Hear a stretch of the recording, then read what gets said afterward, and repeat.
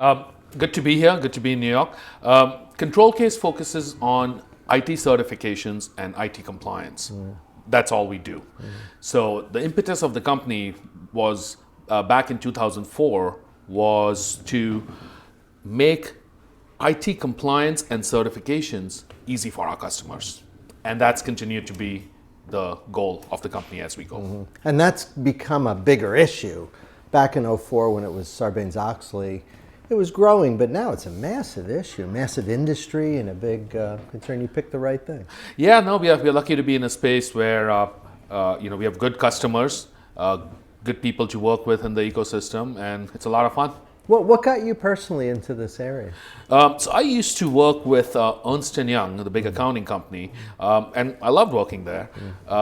But I saw the opportunity back in 2004 when Sarbanes-Oxley was put in place that IT compliance could not, in the long run, be done manually. And also, it was very evident that there would be multiple IT regulations that would come in the future. And sitting 15 years later, there's about a dozen we do, ranging from PCI DSS to high trust to ISO 27001. And really we are able to do a single assessment and certify companies to multiple standards. Well, the theme in these frameworks is kind of security, because Sarbanes was somewhat broader maybe than just pure security, but has that been the thread through all of this? Cybersecurity and I guess privacy to some degree. Yeah, that's because Sarbanes was a little different. Right? Yeah, that's a good question. Our theme certainly is what we call IT security audits. Yeah. Now, security sometimes starts. There are other elements to it. Yeah. Sometimes HR becomes a part of security, and all these frameworks have that. Sometimes physical security becomes a part of it. But you're right, Sarbanes-Oxley was really financial statement related. But it was related to ensuring that the IT systems that produce the financial statements are secure. Had integrity. Yeah. Well, so now if you just take, even 15 years later, your PCI DSS, which has the same intention for credit card data. You have HIPAA that has the same intention for healthcare data, and you have NIST 853 and other governmental standards that have the exact same intention for federal data. So it's this, but security is IT security certifications is kind of what we do. I think it's interesting you said privacy, because that's I think that's also the future. Yeah. Now there's people watching who have a security expert that does this manually with a spreadsheet. Tell them why that's not such a great idea. Why is manual such a problem here? Yeah, absolutely. I think first and foremost, the problem with manual is it's hard to be accurate when you're doing things manually. We all have the best of intentions. Right. In the IT world, the implications in an audit of missing a vulnerability could mean the difference between a good posture versus bad and a good certification versus not. So automation is extremely important for accuracy because there's so much data that it's humanly impossible to do it manually and do a good job at it. And then number two is efficiency. Being able to do a single assessment and certify and attest to multiple standards saves time and money for everybody, helps us focus on the number one thing, which is making sure we're doing accurate assessments. And we are in the business. Why are we in business? We are in the business of giving peace of mind to a customer. That's our business, right? All these certifications and regulations are there, but we are giving them peace of mind that they're going to be certified in time, that their business partners can expect that level of integrity from them, and that a knowledgeable third party using automated and manual methods has tested their system so they feel better about their security. And many times we find things, we tell them to fix it, and then we reassess them. So we are really we are really their partners more than an auditor. In the old days, you did an annual audit, and then right. you disappeared for a year, and you came back. People don't do that anymore now. Is it continuous? That's right. How does that work? Yeah, so continuous compliance is is where the world we see is heading to, and some of our Fortune customers that we work with, as well as a lot of customers in the mid-size segment that we work with, have now moved to a quarterly continuous compliance, and for the same reasons. One, Probably just cheaper to do it. It's less expensive. There's lesser chances of missing something, and then you're not going to reach the end of an audit cycle and suddenly figure out that something was wrong 6 months back, because we're doing a continuous audit, and it also makes it a business as usual activity rather than an event at the end of the year. When we first met, you showed me the platform, and I remember saying, I feel like I understand this. It's so simple. And I remember extrapolating that to, you're probably going to get a lot of small, mid-sized customers, but you have big customers. Are they attracted to that simplicity? I would think they would be. They are. Yeah, they are. They are attracted to the simplicity, and that, a lot of the big customers, we have Fortune 10 customers, a few of them. And they use the same platform as our, mid-sized company, exactly the same way, because we have really boiled it down to 2 or 3 kind of key concepts. Number one, what is an assessment of compliance? It's a bunch of questions that an assessor or an auditor asks a person. Right. Well, we have put that in an online portal. We have mapped them to multiple regulations, and then we are collecting evidence automatically, in some cases manually, and coming back to our theme, giving customers a peace of mind through a pie chart that shows them how compliant they are to all these different regulations at any given time.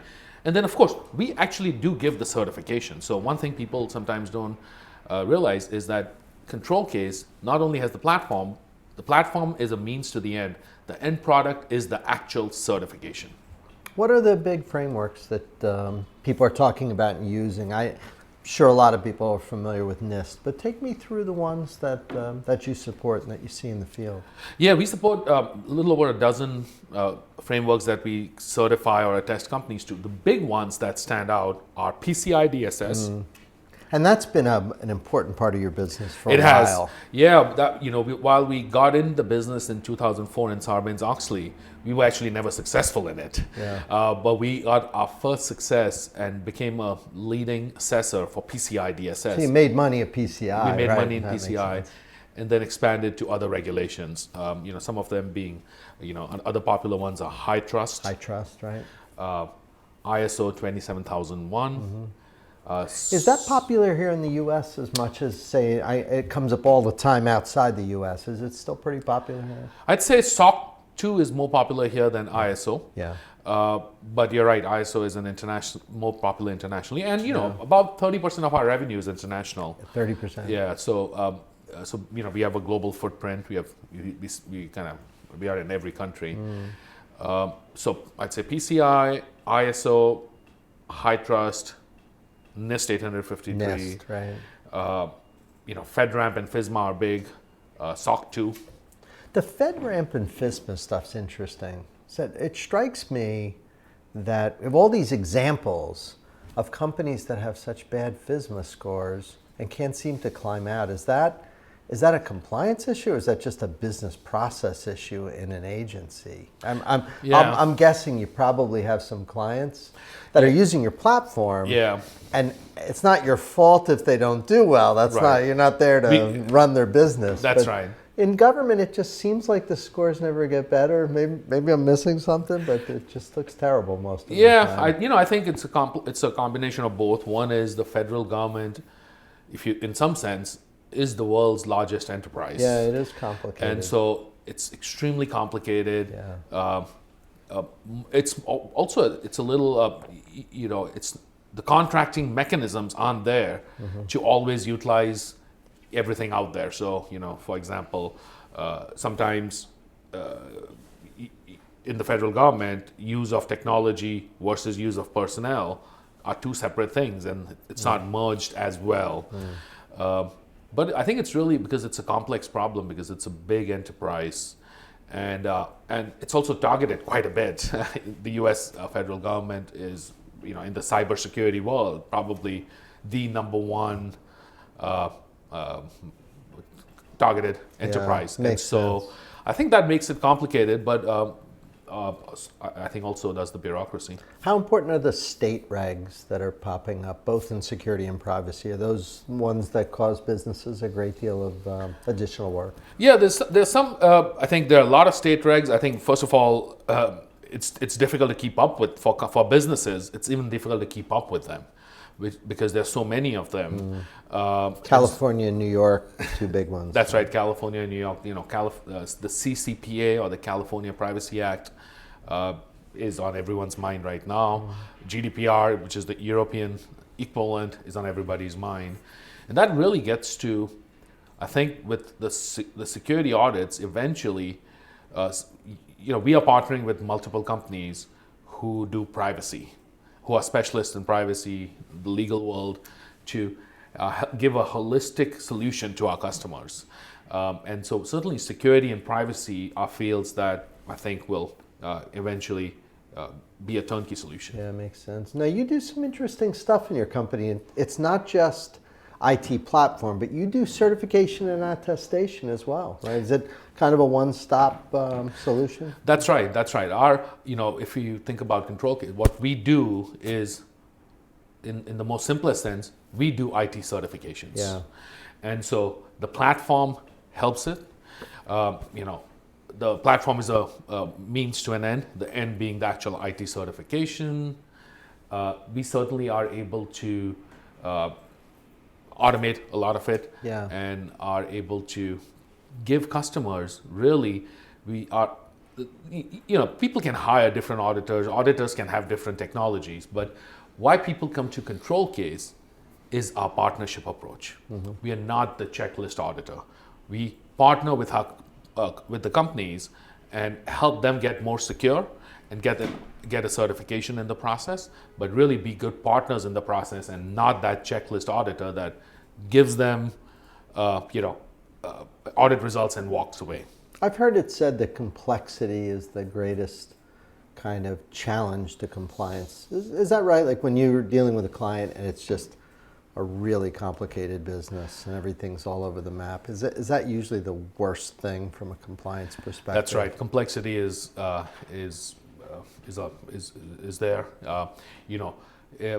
If Do you find yourself telling clients, "Hey, you've got to simplify this"? Is that Absolutely. come up a lot? It does sometimes. And simplifying compliance could also mean, and that's where the partner approach comes in. Sometimes it's for a customer, when they simplify compliance, they have automatically simplified their operations in the process, because they're looking at it. If you're looking at a simple world that is being assessed, sometimes even it has operational benefits. How important is the as-a-service component to what you do? Because you guys are not just this hunk you drop on-prem somewhere and run. No. You have a very light virtual infrastructure. Tell us about how that works. Yeah, so we are a compliance as a service provider. So back in the day, a couple of decades back, an assessment or an audit included, 4 people in a suit like this showing up in a conference room and spending 3, 4, 5 months there collecting data, doing interviews, and so forth. We've really transformed that model to an online SaaS platform where the questions, the data room, the documentation, the automation, the collection of evidence, all happens as a service. And then, of course, because we do certify companies to multiple standards, different regulations have different requirements. So we do go on site, but this would be, you're looking at days, not days and a person, not 4 people and 4 months.